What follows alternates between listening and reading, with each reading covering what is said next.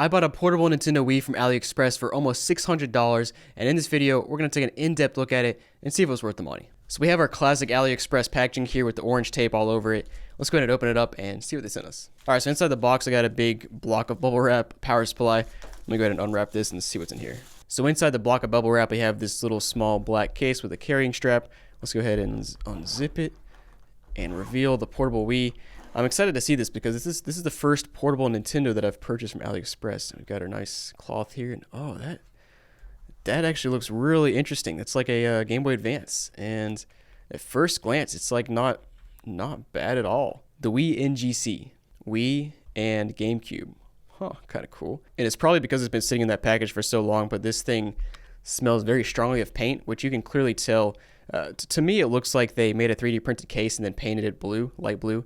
I guess I decided on this color. I don't know how, but what is this down there? It looks like we got a Band-Aid on the bottom. But let's just go ahead and take a closer look and see what we have here. So clearly, looks very similar to a Game Boy Advance, but this is a portable Nintendo Wii. We should have real hardware inside of this. But yeah, so here on the front we have, it appears to be Nintendo Switch joysticks, which are nice. We've got a very large D-pad, got some buttons. I believe these are from a Wii U. They appear so at first glance. Now these buttons down here are definitely from a Wii U. You got your TV button, your volume button, I would assume, and then your home button, or I guess start in this case.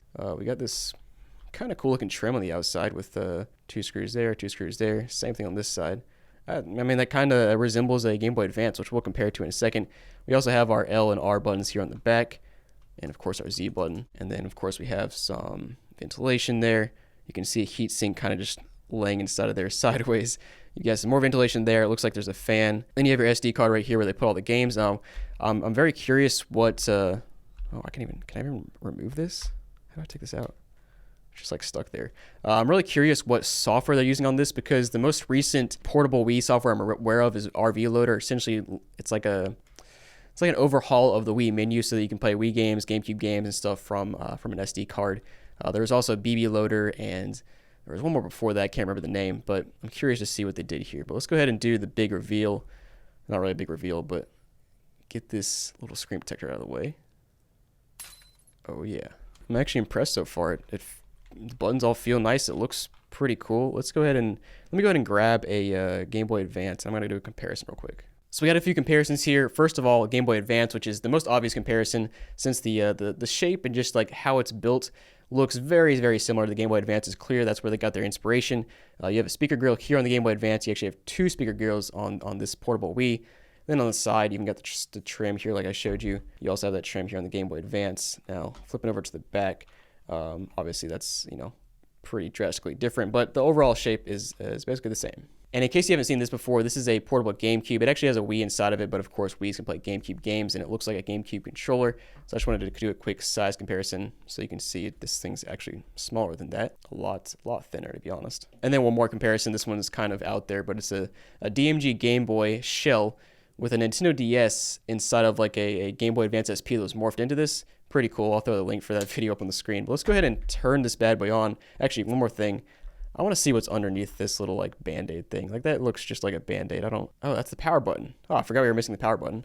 I don't know why they covered it up with Band-Aid tape. Interesting. But let's go ahead and turn this bad boy on and see what it does. So guys, if you like my videos here, make sure to check out my website down below. It's called jrobgaming.com, and I've had a newsletter sign up for quite a while now, and in the past I've kind of used it mostly for discount codes from my website, but I'm transforming it now into an actual weekly newsletter where I share interesting gaming content such as, overpriced weird consoles I find, funny gaming content online, and just anything else that I think is interesting. All right, 3, 2, 1. We got life. It's a good sign.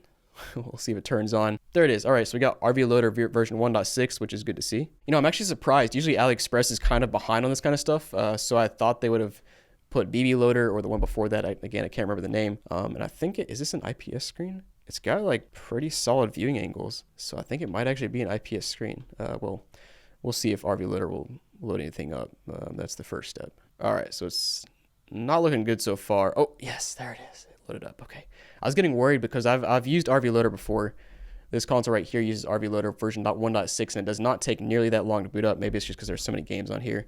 One other thing to note is these buttons are very close together. I guess that's all the room they had to fit them there.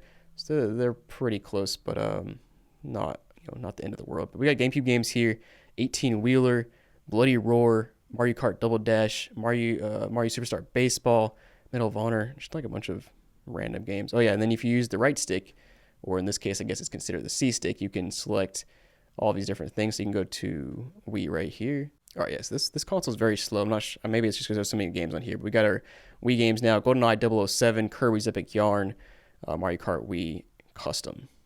What does that mean? Resident Evil Archives. And just like, by the way, you can technically plug this SD card into your computer and put any ROMs you want onto it, and they shouldn't work. And now it's not obviously it's not officially supported, so there's going to be bugs with games. There's certain games that won't work, especially once you get to like virtual console stuff and Wii channels. Those things are notorious for having issues on RV Loader. Some of them work, some of them don't. So yeah, we could load up Wii channels and we could load up virtual console games and try those out. And some of those work, but honestly, in my experience, most of them don't. So I'm not even going to bother with it, to be honest. But let's go ahead and just try to boot up a game. We'll start with the GameCube game. GameCube games are honestly the easiest to play on one of these things. Oh, we got more games. I didn't scroll all the way to the right. We got more games here. Yeah, GameCube games are obviously the easiest to work here because we don't have to deal with a Wii remote that has to point somewhere. Well, I'll get into that later, but it gets a little bit complicated with the Wii. Let's go ahead and boot up a game here. I'll do Soul Calibur. I find it funny how on all of the portable consoles that come from AliExpress, they always use these same type of triggers. It's like these 3D printed triggers they make that are, oh, that was loud. That are like, they look glow in the dark. I don't think they are, but that's just how they look. Dude, these speakers are insanely loud. I turned it up to 100 and it almost blew my eardrums. All right, so we're on Soul Calibur. We'll just do a quick arcade match right here and test it out. And like at first glance, like using this thing, it's actually pretty solid. Like it's a lot better than most of the other handhelds I've gotten from AliExpress. Most of them are very janky. I mean, it's janky in its own right, but like it's the buttons. The worst part about the buttons is how close these are together. It's not like the end of the world. Let's just play a little bit and see how it is. All right, so button smashing worked there. I had no idea what I was doing, but I won.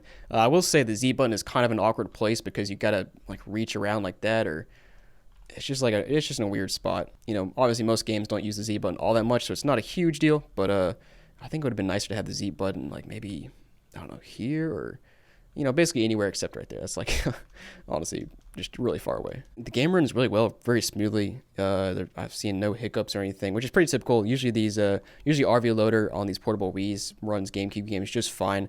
I am curious to see how Wii games. I think usually Wii games run fine as well, but like I said earlier, the issue with Wii games is obviously most Wii games you're using the Wii remote, you got to point at the screen and stuff. There are some ways to get around that with RV Loader. You can basically make your C stick essentially resemble the hand that points to the screen, and you can use that. It's obviously very difficult in certain games, but luckily most of the really popular Wii games, you don't really need the Wii remote to point at the screen. There's just like there are ways around it with RV Loader. So I was messing around with this thing a little bit and taking a look at the fan on the back, and I think they're actually using this fan as an intake fan, and then the air is coming out the bottom and top, not very well because it doesn't look like there's any kind of like shielding or routing for that air to actually get pushed out. It's just kind of hoping it goes out the top and bottom. I'm not sure how big of a deal it is because, like, have you ever heard of a Wii overheating? I'm sure it's happened, but I don't know if it's a big deal or not. This thing is getting a little bit hot. It's not that hot, but just going to know. I thought they would, make the fan blow out there, but I don't know. We'll take a look at the inside soon. But let's go ahead and just try out.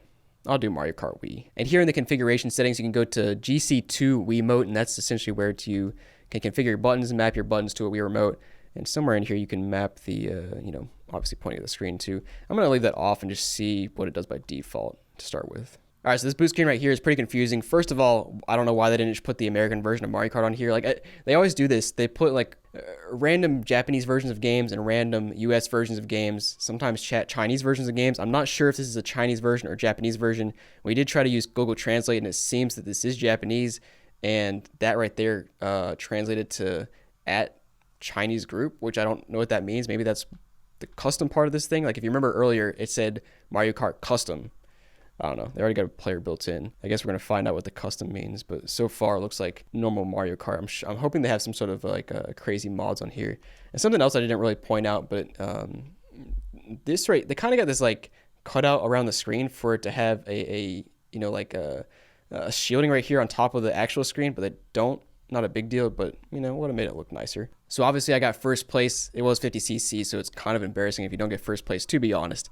But I don't know what's custom about this. It's just like normal Mario Kart. No issues there. Now, one more thing real quick before I open this up. I wanted to talk about the quality of the console and just like the materials and the 3D print. and it's better than most of the other 3D printed consoles I've seen from AliExpress.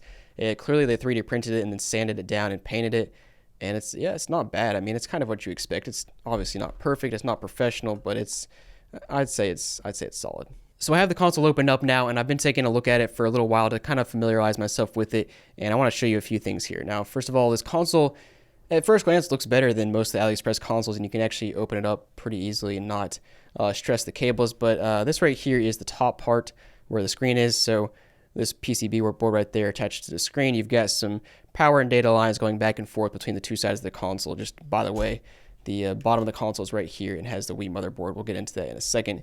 But they also have this, appears to be a custom board, kind of around the outside. The interfaces with all of the two joysticks right there, your buttons, your D-pad, your speakers as well. You got one speaker down there, one speaker down there. They just tie into there. And everything looks fine and dandy there. But we go over to the Wii motherboard, and I noticed something after I looked at this for a while. And that's the fact that there's a loose wire. So right down there's a white wire, and you'll see if I lift it up, yeah, it's just wiggling around.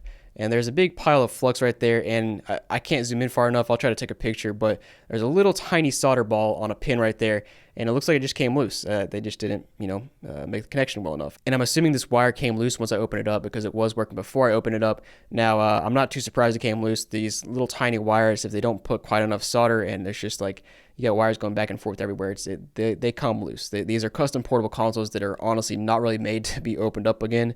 But the good news is I can probably solder that back down, and it should be fine. But just something to point out. Now, the Wii motherboard is right here, and it looks a bit different than the Wii motherboards I've seen in the past, the trimmed down ones. Usually it's kind of like a shape like that right there. I don't know if it's a different revision of the Wii motherboard or if they just didn't trim it down all the way. It doesn't really matter, just an observation, and I'm not sure of all the nuances of the Wii motherboard because I have not trimmed one down before. So feel free to let me know down below if you have any more info on that. But we're going to go ahead and take the screws out here and take a look underneath the Wii motherboard so you can see the fan and the heat sink and kind of just see what's going on down here. So here's the other side of the Wii motherboard. We have our fan here, our heat sink here, and like I mentioned earlier, it does appear they're intaking air here and then expecting it to kind of come out the top and bottom, those two directions. Now, I thought they would have put like a little tunnel or something to actually direct the air that way.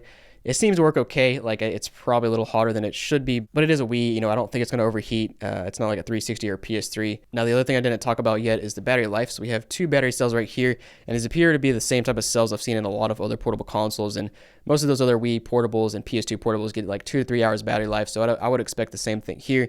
I haven't, actually played it for 2 to 3 hours to get that battery life exhaustion there. Something else to point out here on the inside is that the tactile button for the trigger is actually at an angle from the physical trigger button. So it's a little bit odd, and there's not much else stopping the trigger there except for the solder that's soldered to the tactile button. So a little weird. It does work, but not sure how long it'll last. But overall, it is a really cool console. I like the design of it, and the execution was pretty good as far as AliExpress consoles go. And in terms of AliExpress custom portable consoles, I gave it like an 8 or 9 out of 10, and because there's a lot of other ones that are just not good, and this is one of the better AliExpress ones I've seen. But thanks for watching, guys. Hope you enjoyed the video. Make sure to comment down below and let me know what you think about this console, and check out the links down below in the description to check out my other portable console videos. And yeah, thanks for watching, guys, and I'll see you next time.